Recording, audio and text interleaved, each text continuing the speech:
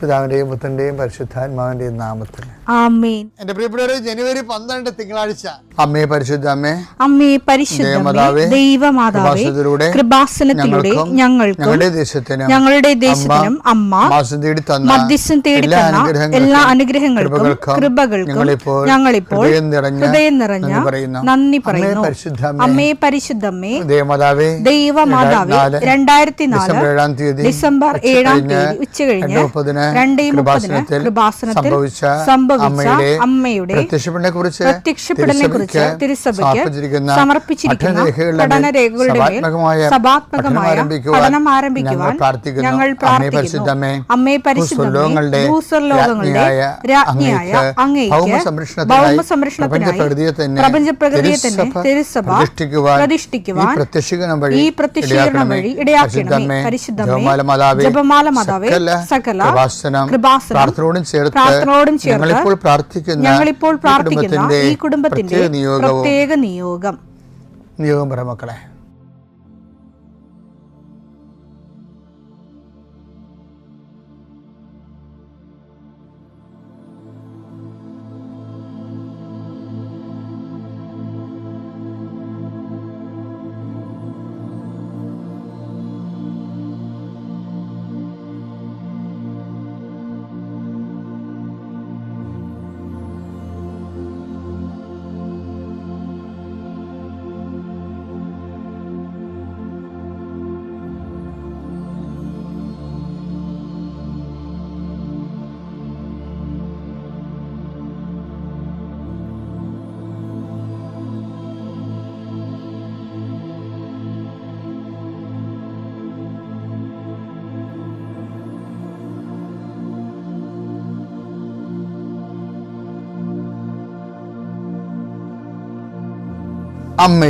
അമ്മയുടെ പ്രത്യക്ഷീകരണത്തിന്റെ ഈ അനുഗ്രഹവേളയിൽ ഞങ്ങൾക്ക് സാധിച്ചു തരുവാൻ കനിയണമേ. ആമേൻ. വിശ്വാസ പ്രമാണം. സർവശക്തനായ പിതാവും ആകാശത്തിന്റെയും ഭൂമിയുടെയും സൃഷ്ടാവുമായ ദൈവത്തിൽ ഞാൻ വിശ്വസിക്കുന്നു. അവിടുത്തെ ഏകപുത്രനും ഞങ്ങളുടെ കർത്താവുമായ ഈശോമിശിഹായിലും ഞാൻ വിശ്വസിക്കുന്നു. ഈ പുത്രൻ പരിശുദ്ധാത്മാവിനാൽ ഗർഭസ്ഥനായി കന്യകാമറിയത്തിൽ നിന്ന് പിറന്ന് പൊന്തിയോസ് പീലാത്തോസിന്റെ കാലത്ത് പീഡകൾ സഹിച്ച് കുരിശിൽ തറയ്ക്കപ്പെട്ട് മരിച്ച് അടക്കപ്പെട്ട് പാതാളങ്ങളിൽ ഇറങ്ങി മരിച്ചവരുടെ ഇടയിൽ നിന്ന് 3-ാം നാൾ ഉയർത്ത് സ്വർഗത്തിലേക്ക് എഴുന്നള്ളി സർവശക്തിയുള്ള പിതാവായ ദൈവത്തിന്റെ വലതുഭാഗത്തിരിക്കുന്നു. അവിടെ നിന്ന് ജീവിക്കുന്നവരെയും മരിച്ചവരെയും വിധിക്കുവാൻ വരുമെന്നും ഞാൻ വിശ്വസിക്കുന്നു. പരിശുദ്ധാത്മാവിലും ഞാൻ വിശ്വസിക്കുന്നു.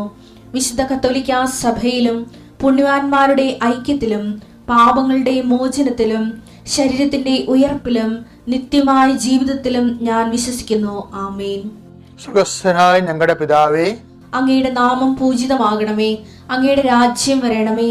അങ്ങയുടെ തിരുമനസ് സ്വർഗത്തിലെ പോലെ ഭൂമിയിലും ആകണമേ. അന്നു വേണ്ടുന്ന ആഹാരം ഇന്ന് ഞങ്ങൾക്ക് തരണമേ. ഞങ്ങളോട് തെറ്റ് ചെയ്യുന്നവരോട് ഞങ്ങൾ ക്ഷമിക്കുന്നത് പോലെ ഞങ്ങളുടെ തെറ്റുകൾ ഞങ്ങളോടും ക്ഷമിക്കണമേ. ഞങ്ങളെ പ്രലോഭനത്തിൽ ഉൾപ്പെടുത്തരുതേ, തിന്മയിൽ ഞങ്ങൾ രക്ഷിക്കണമേ. ആമേൻ. നന്മ നിറഞ്ഞ മറിയമേ, സ്വസ്തി. കർത്താവ് അങ്ങയുടെ കൂടെ സ്ത്രീകളിൽ അങ്ങ് അനുഗ്രഹിക്കപ്പെട്ടവളാകുന്നു. അങ്ങയുടെ ഉദരത്തിൻ ഫലമായി ഈശോ അനുഗ്രഹിക്കപ്പെട്ടവനാകുന്നു. പരിശുദ്ധ മറിയമേ, തമ്പുരാന്റെ അമ്മേ, പാപികളായ ഞങ്ങൾക്ക് വേണ്ടി ഇപ്പോഴും ഞങ്ങളുടെ മരണസമയത്തും തമ്പുരാനോട് അപേക്ഷിക്കണമേ. ആമേൻ. കർത്താവേ, നിന്റെ ഉന്നതമായ നാമത്തിന് സ്വസ്ഥം ചെയ്യുന്നു. കർത്താവേ, നിന്റെ വിശുദ്ധ പൗരോഹിത്യത്തെ മഹത്വപ്പെടുത്തണമേ. 40 വർഷം അടിയൻ അങ്ങയുടെ തിരുസന്നിധിയിൽ അർപ്പിച്ച കൃപാന്റെ യുഗതിയാൽ കൃപാസ്ഥാനത്താരെ ജീവനോടെ പ്രത്യക്ഷപ്പെട്ട അമ്മയുടെ പരിശുദ്ധ അമ്മയുടെ മാധ്യസ്ഥത്തിൽ നടന്ന 10,000-കണക്കിന് ആരാധന ശക്തിയാൽ വർഷാവർഷം ഞങ്ങൾ നടത്തിയ ലക്ഷോപലക്ഷം മനുഷ്യർ പങ്കിട്ട് പ്രാർത്ഥിച്ച ജപമാല ശക്തിയുടെ അടിസ്ഥാനത്തിൽ അങ്ങയുടെ മക്കളുടെ കണ്ണുനീര് ഏറ്റെടുക്കണമേ. ഇന്നത്തെ ദിവസത്തിന് മുഴുവൻ വേദനകളെ, മുഴുവൻ ഭാരങ്ങളെ ഏറ്റെടുക്കണമേ എന്ന് പ്രാർത്ഥിക്കുന്നു. രോഗികളെ അങ്ങ് സുഖപ്പെടുത്തണേ കർത്താവേ. സുഖം പ്രാപിക്കാൻ നീ ആഗ്രഹിക്കുന്നു എന്ന് ചോദിച്ച കർത്താവേ, അങ്ങയ്ക്ക് മനസ്സുണ്ട് എന്നെ സുഖമാക്കാൻ കഴിയുമെന്ന് പറഞ്ഞ കുഷ്ഠരോഗിയുടെ കൂടെ ഞങ്ങൾ പ്രാർത്ഥിക്കുന്നു. എനിക്ക് മനസ്സുണ്ട്, നീ സൗഖ്യമുള്ളവനാവുകയെന്ന് നീ കുഷ്ഠരോഗിയോട് പറഞ്ഞു. വെള്ളമിളകുമ്പോൾ എന്നെ വെള്ളത്തിലേക്ക് എനിക്ക് ആരുമില്ലെന്ന് ബെത്സയിദയിലെ രോഗി പ്രാർത്ഥിക്കുമ്പോൾ ഞാൻ നിനക്കുണ്ടെന്ന് നീ മറുപടി പറഞ്ഞു. ഞങ്ങളുടെ രോഗങ്ങളാണ് അവൻ ഏറ്റെടുത്തത്, പാപങ്ങൾക്ക് വേണ്ടി അവൻ പരിഹാരം ചെയ്തു എന്നുള്ള ചെയ്ത കർത്താവേ, നിന്റെ പേരാണ് ഞങ്ങളുടെ രക്ഷകൻ എന്നുള്ളത്. നിന്റെ രക്ഷയുടെ വലതുകരം ഈ പ്രാർത്ഥന കൂടുന്ന കുടുംബങ്ങളെ വെക്കണമേ എന്ന് പ്രാർത്ഥിക്കുന്നു. എൻ്റെ രക്ഷയുടെ ആണിപ്രതാർന്ന അത്ഭുതകരം രോഗങ്ങളെ വെക്കണമേ എന്ന് പ്രാർത്ഥിക്കുന്നു. കർത്താവേ, അങ്ങയുടെ മക്കള് ഇന്ന് യാത്ര ചെയ്യുന്ന ഓരോ സ്ഥലങ്ങളും, അങ്ങയുടെ മക്കള് ഇന്ന് ഒപ്പിടുന്ന ഓരോ രേഖകളും, അങ്ങയുടെ മക്കള് ഇന്ന് കൈമാറുന്ന രേഖകള് എല്ലാം നീ ആശീർവദിക്കണേ കർത്താവേ. ഓരോരോ വിഷയങ്ങൾക്ക് വേണ്ടി അങ്ങയുടെ മക്കൾ വേദനിക്കുന്ന വേദനകള്, വ്യക്തികളുടെ ഭീഷണികള്, ഓരോരോ കാര്യങ്ങള്, ടൈം ബൗണ്ടായിട്ട് നടക്കേണ്ട കാര്യങ്ങള്,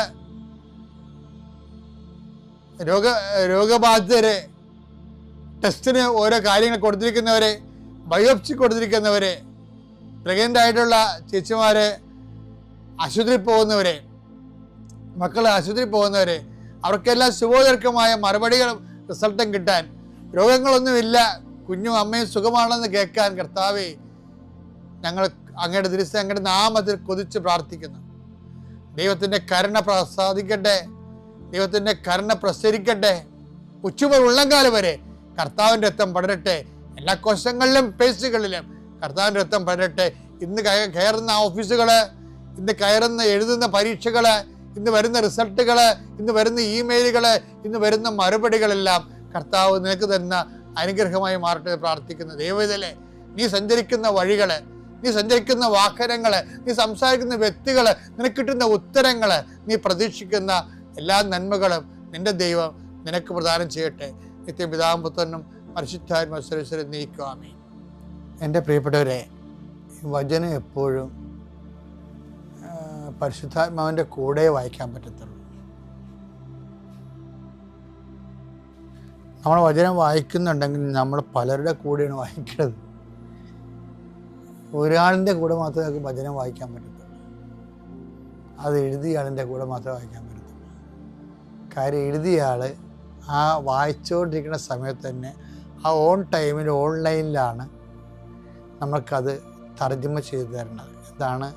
എന്താണ് അത് എഴുതുമ്പോൾ ദൈവം ഉദ്ദേശിക്കണമെന്ന് പരിശുദ്ധാത്മാവ് പറയും. അപ്പം നമ്മൾ കുറേ നാളിങ്ങനെ ദൈവത്തിൻ്റെ വചനങ്ങൾ കേൾക്കാൻ കൊതിച്ചും ആഗ്രഹിച്ചും ദൈവത്തെ സ്നേഹിച്ചും അത് ദൈവത്തിൻ്റെ മഹത്വത്തിന് വേണ്ടി നടപ്പിൽ വരുത്താൻ ഉദ്യമിച്ചൊക്കെ നോക്കുമ്പോൾ നമ്മുടെ ഒരു സത്യസന്ധത ദൈവത്തിന് പിടികിട്ടും. അങ്ങനെ ഒരു സത്യസന്ധത പിടികിട്ടിക്കഴിഞ്ഞാൽ ആണ് നമുക്ക് പരിശുദ്ധാത്മാവിൻ്റെ സഹായത്തിൽ വായിക്കാൻ പറ്റുന്നത്. ഇപ്പം നമുക്ക് ഇപ്പം ഈ മെൻ്റലി ചാലഞ്ച്ഡ്, ഫിസിക്കലി ഹാൻഡിക്യാപ്ഡ് ആയിട്ടുള്ള കുട്ടികളില്ലേ, അവർക്കൊരു സ്ക്രൈബ് ഉണ്ടാവും, ഗവൺമെൻറ് അനുവദിച്ചു കൊടുക്കുന്നതാണ്.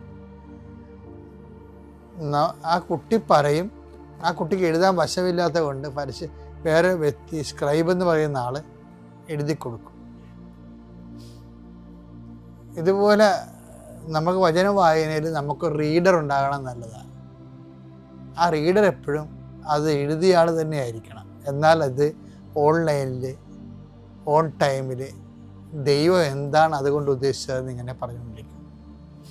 അത് നമ്മുടെ ബൈബിൾ തിയോളജിയിലൊക്കെ പറയുന്ന സിസിൻ ലൈബൻ പോലെയുള്ള സാഹചര്യാധിഷ്ഠിതമായ പശ്ചാത്തല ബന്ധിയായിട്ടുള്ള അർത്ഥങ്ങൾ കണ്ടെത്തുക അല്ല, മറിച്ച് ആ വിഷയത്തെക്കുറിച്ച് ദൈവം സംസാരിച്ചിരിക്കുന്നത് മനുഷ്യൻ്റെ മനസ്സിനോടും മനുഷ്യരാശിയോടുമായതുകൊണ്ട് തന്നെ അത് ഈ കാലഘട്ടങ്ങളിലുള്ള മനുഷ്യൻ്റെ മനസ്സിനോട് അത് ഇൻട്രാക്ട് ചെയ്യും, ഫലവത്തായിട്ട് പോസിറ്റീവായിട്ട് ഇൻട്രാക്ട് ചെയ്യും. അപ്പോൾ ഇൻട്രാക്ട് ചെയ്യണമെങ്കിൽ ശരിക്കും വായിക്കുന്ന വ്യക്തി അതൊക്കെ ഒരു പൊതുജ്ഞാനം വേണം ബൈബിളിനെ കുറിച്ചും. പിന്നെ കുറച്ച് സ്കിൽഫുൾ നോളജ് ഉണ്ടെങ്കിൽ കുറച്ചുകൂടി നന്നായിരിക്കും. പക്ഷേ സ്കിൽഫുൾ നോളജ്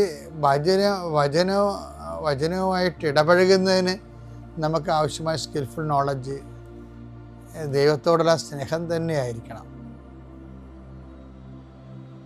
അതാണ് വിഷയം. അല്ലാതെ നല്ല ഡോക്ടർ തീസ് എഴുതുന്നതിന് വേണ്ടിയുള്ള ലക്ഷ്യമായി കഴിഞ്ഞാൽ അതൊന്നും ദൈവിക ലക്ഷ്യമായിരുന്നില്ല. അത് നമ്മൾ എവിടെ എന്തെങ്കിലും ഒരു കണ്ടുപിടിച്ചിട്ടുള്ള ലക്ഷ്യമല്ലേ അത് ഇന്നത്തെ ഒരു അക്കാഡമിക് പർപ്പസാണത്. ദൈവത്തിന് അങ്ങനെ അക്കാഡമിക് പർപ്പസൊന്നും ഇല്ലായിരുന്നു. മനുഷ്യൻ്റെ മനസ്സ് രക്ഷപ്പെടണം, ദൈവമായിട്ട് ജീവിക്കണം എന്നുള്ള ഒരു രക്ഷാകരമായ പർപ്പസാണ് ബൈബിളിനുള്ളത്. ആ രക്ഷാകര പർപ്പസ് ബൈബിൾ കൈകാര്യം ചെയ്യുന്ന എല്ലാവർക്കും ഉണ്ടായില്ല എന്നുണ്ടെങ്കിൽ ദൈവം പറഞ്ഞ അതിലായിരിക്കും പറയണത് അവരുടെ അക്കാഡമിക് പ്രൊഫിഷ്യൻസിയിൽ നിന്ന് വരുന്ന ഒരു ലോക ജ്ഞാനമായിരിക്കും വരണം. അതുകൊണ്ട് അത് ലോകജ്ഞാനം ഒരിക്കലും രക്ഷാകരമല്ല. അപ്പം അങ്ങനെ ഒരു വിഷയമുണ്ട്. ശരിയാണ്. ഞാൻ പറഞ്ഞു വരുന്നതിൻ്റെ കാരണം ഇപ്പം കഴിഞ്ഞ ദിവസങ്ങളിൽ ഇപ്പം ഐ ആം ദ ട്രൂത്ത് അങ്ങനെ വചനം ഇല്ലേ ബൈബിളിൽ? എത്രയോ പ്രാവശ്യം നമ്മൾ കേട്ടിരിക്കണതാണ് ഐ ആം ദ ട്രൂത്ത് എന്ന്. യോഹന്നാൻ 14:6 യേശു പറഞ്ഞു വഴിയും സത്യവും ജീവനും ഞാനാണ്. വഴിയും സത്യവും ജീവനും ഞാനാണ്. അതിൽ ഒരെണ്ണം കർത്താവ് എന്നടുത്ത് എടുത്തു പറഞ്ഞത് സത്യം, ഞാൻ സത്യമാകുന്നു എന്നുള്ളതാണ്. എന്നിട്ട് ഉടനെ പറഞ്ഞു സത്യമായതുകൊണ്ട് തന്നെ എന്നിൽ കള്ളമില്ലെന്ന്. അപ്പം ഞാനത് എൻ്റെ നോട്ട്ബുക്ക് എഴുതി വെച്ചു, എന്നിൽ കള്ളമില്ല എന്ന്.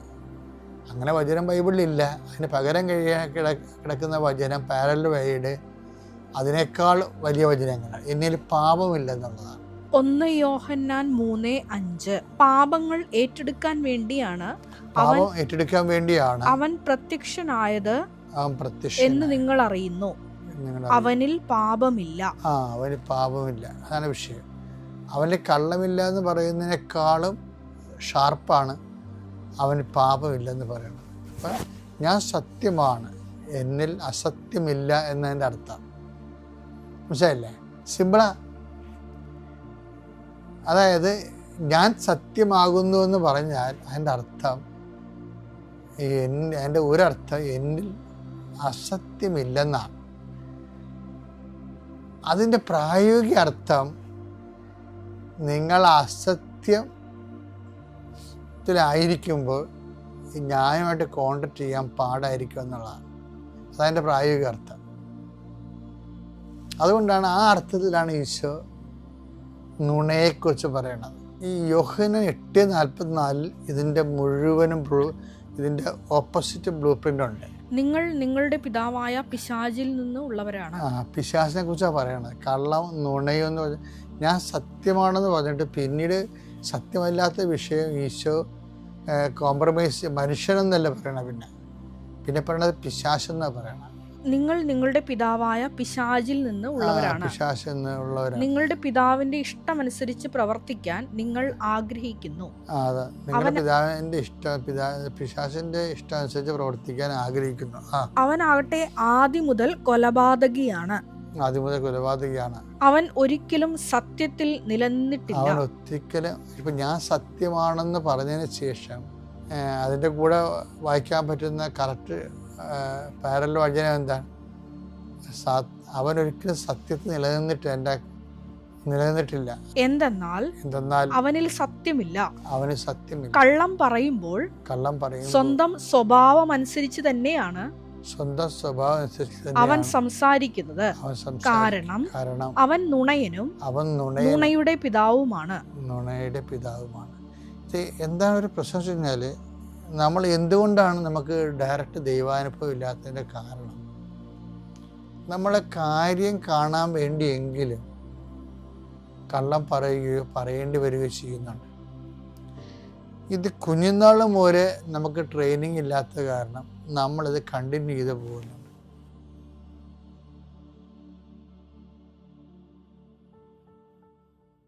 അത്യപൂർവ ദൈവാനുഭവങ്ങൾ ഇനി നിങ്ങൾക്കും സ്വന്തം. ഈ യൂട്യൂബ് ചാനൽ ഇതുവരെ സബ്സ്ക്രൈബ് ചെയ്തിട്ടില്ലെങ്കിൽ ഇപ്പോൾ തന്നെ സബ്സ്ക്രൈബ് ചെയ്യുക. ഈ വീഡിയോ ഇപ്പോൾ തന്നെ നിങ്ങളുടെ സുഹൃത്തുക്കൾക്ക് ഷെയർ ചെയ്തുകൊണ്ട് കർത്താവിന്റെ പ്രേക്ഷിതരാകുക.